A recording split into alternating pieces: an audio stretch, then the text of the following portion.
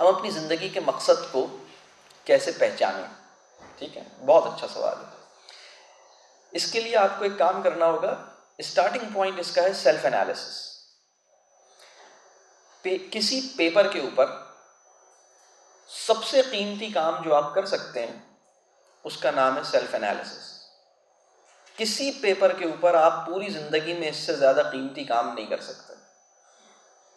आप एक कागज़ उठाइए, एक नोटबुक उठाइए और अपने बारे में कुछ एनालाइज करना शुरू कीजिए। वो उसका स्टार्टिंग पॉइंट क्या है? सबसे पहले आप करेंगे माई टॉप 20 विशेस, ये टाइटल लिखेंगे और अपनी टॉप 20 विशेस जो हैं उसको लिस्ट डाउन करेंगे। और बिल्कुल ये किसी को दिखाना नहीं है, अपने लिए करना। जो आपकी एक्चुअल विशेस हैं उसको लिस्ट डाउन करना और बिल्कुल ऑनेस्ट और सिंसियर हो अपने आप से। और फिर इन 20 विशेस को सोचिए कि ये जो 20 विशेस हैं इनमें से ये विशेस कैसी हैं, ये कितनी अच्छी हैं, ये कितनी मीनिंगफुल हैं। तो हमारी वो विशेस जिसकी कोई एथिकल जस्टिफिकेशन है, जिसकी कोई मोरल जस्टिफिकेशन है, जिसकी कोई लॉजिकल जस्टिफिकेशन है, जिसकी कोई प्रिंसिपल जस्टिफिकेशन है, वो विश जो है हमारी लाइफ को मीनिंगफुल बना रही है।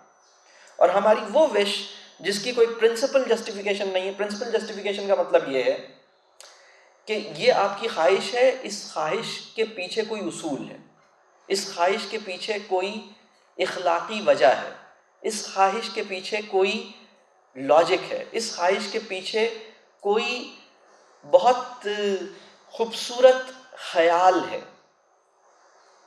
अच्छा, अगर किसी ख्वाहिश के पीछे ऐसा नहीं है कुछ, और आपकी उस ख्वाहिश के पीछे जब आप सोचते हैं कि ये जो मेरी ख्वाहिश है इसके पीछे क्या है, तो आपको पता लगता है अच्छा इस ख्वाहिश के पीछे असल में ये ख्वाहिश इसलिए है क्योंकि सब ऐसा कर रहे हैं। Since everybody is doing this, therefore I also want to do this, because everyone is chasing this। हर एक इसके पीछे भाग रहा है, लिहाजा मैं भी इसके पीछे भाग रहा हूं।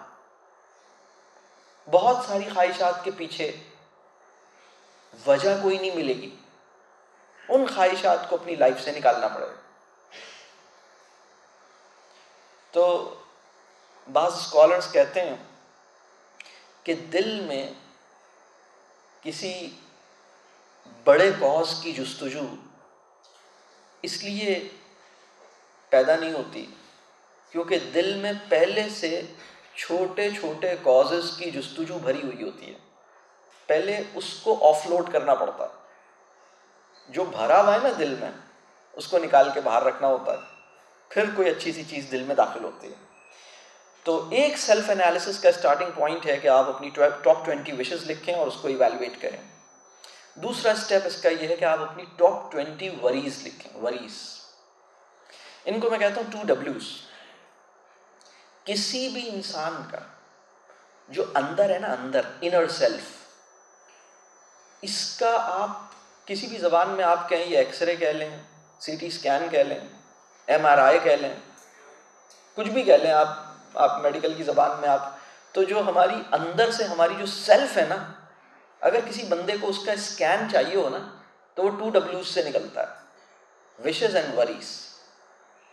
किसी भी इंसान की टॉप 20 विशेस और टॉप 20 वरीज एक कागज़ पे रख दें, उसका अंदर बाहर आ जाएगा। जो इंटरनल उसकी जो इनर सेल्फ है ना वो पूरी बाहर आ जाएगी, कागज़ के ऊपर वो पूरा पूरा ओपन हो जाएगा।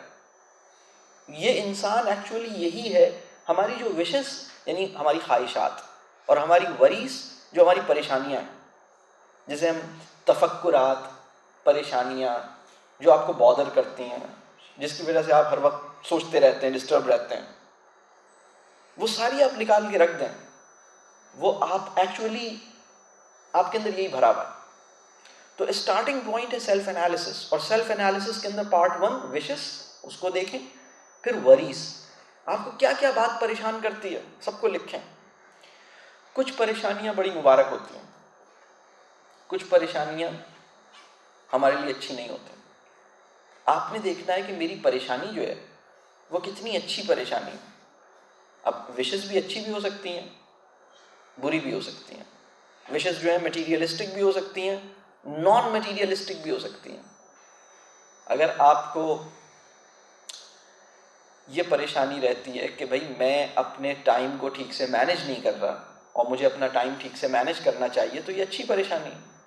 अगर आपको ये परेशानी रहती है कि भाई मेरी उम्र बढ़ रही है, मेरे पास इल्म नहीं बढ़ रहा, मुझे अपना इल्म बढ़ाना है, मुझे क्लैरिटी चाहिए, मुझे विजडम चाहिए, ये परेशानी भी अच्छी है, ये विश भी बहुत अच्छी है। लेकिन अगर कोई इंसान अपनी वरीज जो हैं वो उसकी ठीक ना हो, तो वो उसके डेस्टिनेशन, उसकी जो फ्लाइट है, उसकी जो वो चीज़ें काफ़ी नीचे आ जाती हैं। तो ये स्टार्टिंग पॉइंट है। फिर तीसरी चीज़ जो सेल्फ एनालिसिस के लिए आप कर सकते हैं वो है अपने टैलेंट्स, अपने यूनिक पोटेंशल्स, आप इनको इवैल्यूएट करें। आप देखें आपके अंदर क्या ख़ास बात है, आपके अंदर क्या क्वालिटीज़ हैं। आप ये देखें, कुछ लोग ऐसे हैं जो जो ड्राइंग बहुत अच्छी करते हैं, कुछ लोग ऐसे हैं जो बातें बहुत अच्छी करते हैं, कुछ लोग ऐसे हैं जो जिनकी खामोशी बड़ी बामानी है, वो काफ़ी देर तक खामोश रह सकते हैं। हमारी सोसाइटी में बोलने को तो बहुत पसंद किया जाता है, खामोशी को नहीं पसंद किया जाता। खामोशी बड़ा ज़बरदस्त स्ट्रेंथ है। खुदा का शुक्र अदा करें कि सोसाइटी में कुछ लोग खामोश रहते हैं। अगर वो भी बोल रहे होते तो क्या होता, ठीक है।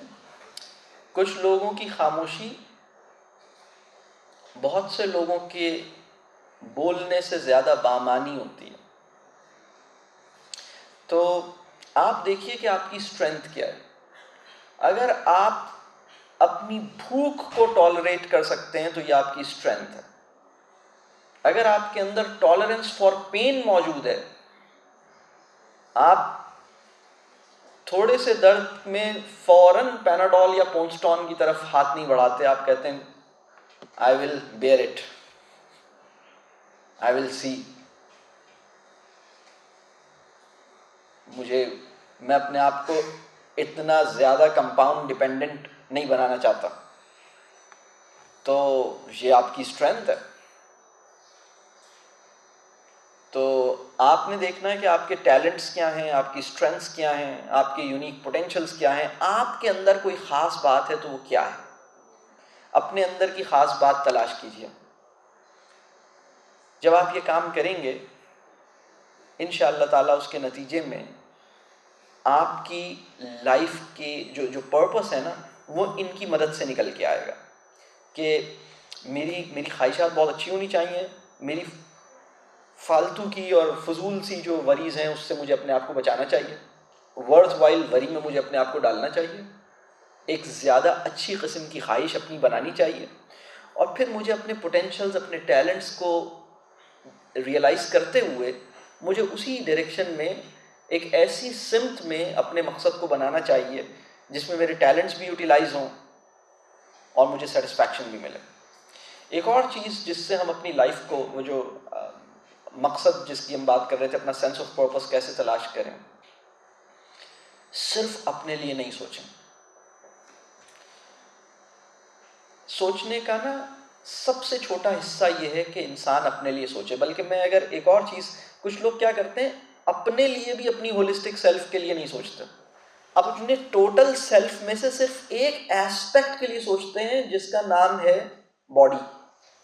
तो सबसे निचला दर्जा ये है सेंस ऑफ पर्पस में कि आप कोई ऐसा गोल बना लें जो सिर्फ अपनी फिजिकल बीइंग के लिए, उससे बड़ा यह है कि होलिस्टिक सेल्फ के लिए, उससे बड़ा यह है कि मैं सिर्फ अपने लिए नहीं सोच रहा बल्कि अपने आसपास अपनी फैमिली के लिए भी सोच रहा हूँ, फिर उससे बड़ा यह है कि मैं अपने और मिलने वालों के लिए भी सोच रहा हूँ, और उससे बड़ा यह है कि मैं अपनी सोसाइटी के लिए सोच रहा हूँ, और फिर इससे बड़ा करते जाएं। आप जितनी बड़ी दुनिया है उतना बड़ा दिल आपका हो जाएगा। बात वाज़ेह हो रही है? तो ये सोचने का अंदाज है कि आप किस लेवल पे सोचते हैं। तो जो बड़े लोग होते हैं उनका, देखिए बड़े लोग जो होते हैं ना, वो इस वजह से बड़े नहीं होते कि उनके पास पैसा ज़्यादा होता है। बड़े लोग इस वजह से भी बड़े नहीं होते कि उनके पास डिग्रियां ज़्यादा होती हैं। बड़े लोग इस वजह से भी बड़े नहीं होते क्योंकि उनका एक्सपोजर ज़्यादा होता है। बड़े लोग इस वजह से भी बड़े नहीं होते क्योंकि उन्होंने कमाया बहुत होता है। और बड़े लोग इस वजह से भी बड़े नहीं होते क्योंकि वो मशहूर बहुत होते हैं, बल्कि बड़े लोग इसलिए बड़े होते हैं क्योंकि उनके मकासद बड़े होते हैं। वो बड़ी कुर्बानी बड़े मकसद के लिए दे सकते हैं। और छोटे लोग किस लिए छोटे रह जाते हैं?